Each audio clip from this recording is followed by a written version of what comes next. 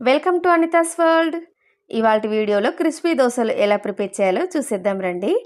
ముందుగా ఒక మిక్సింగ్ బౌల్లో 1 గ్లాస్ వరకు మినపప్పు, 3 గ్లాసుల వరకు బియ్యం, హాఫ్ గ్లాస్ శనగపప్పు, హాఫ్ టీ స్పూన్ మెంతులు వేసుకొని 1కి 2 సార్లు శుభ్రంగా కడిగేసుకొని సరిపడ నీళ్లు వేసుకొని కనీసం 5-6 గంటల వరకు నానబెట్టుకోవాలి.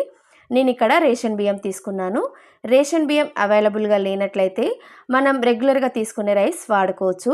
అయితే రేషన్ బియ్యంతో చేసుకునే దోశలు అనేవి క్రిస్పీగా టేస్టీగా చాలా బాగుంటాయి. ఇప్పుడు ఈ నానబెట్టిన బియ్యాన్ని ఒక మిక్సీ జార్లో వేసుకొని సరిపడ నీళ్లు వేసుకొని మెత్తగా పిండి పట్టుకోవాలి.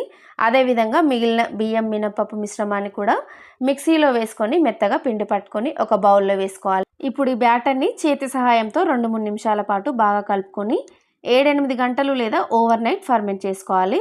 చూసారు కదా ఎంత చక్కగా ఫర్మెంట్ అయిపోయిందో. ఇప్పుడు ఈ బ్యాటర్ని బాగా కలిపేసుకొని మనకు ఎంతైతే అవసరం ఉంటుందో అంతవరకు ఒక బౌల్లో తీసుకొని మిగతా బ్యాటర్ని పక్కన పెట్టేసుకుందాం. అయితే ఈ బ్యాటర్ని మనం వారం రోజుల పాటు ఫ్రిడ్జ్లో ఈజీగా స్టోర్ చేసుకోవచ్చు. ఇప్పుడు దీంట్లోకి రుచికి సరిపడ ఉప్పు, హాఫ్ టేబుల్ స్పూన్ వరకు షుగర్ వేసుకొని కన్సిస్టెన్సీకి తగ్గ వాటర్ యాడ్ చేసుకొని అంతా ఒకసారి కలిసే విధంగా బాగా కలుపుకోవాలి. కన్సిస్టెన్సీ అనేది చూసారు కదా వీడియోలో చూపించిన విధంగా ఈ విధంగా ఉండాలి. అయితే షుగర్ యాడ్ చేసాం కదా, షుగర్ యాడ్ చేయడం వల్ల దోశలు అనేవి క్రిస్పీగా టేస్టీగా చాలా బాగుంటాయి. ఇప్పుడు స్టవ్ మీద పెనం పెట్టుకొని పెనం కాస్త వేడైన తర్వాత కొన్ని నీళ్లు చల్లుకొని దోశలు వేసుకోవడమే. చూసారు కదా ఎంత పర్ఫెక్ట్గా వస్తుందో. నెక్స్ట్ టైం ట్రై చేసినప్పుడు మీరు కూడా ఈ కొలతల ప్రకారం ట్రై చేయండి. నేనైతే 100% గ్యారంటీ ఇవ్వగలను.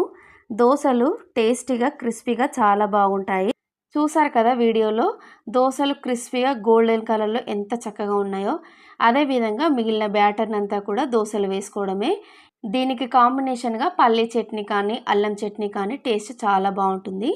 ఈ వీడియో కనుక మీకు నచ్చినట్లయితే లైక్ చేయండి, షేర్ చేయండి. మరిన్ని కుకింగ్ వీడియోస్ కోసం మన ఛానల్కి సబ్స్క్రైబ్ చేసుకోండి. Thank you for watching. Bye.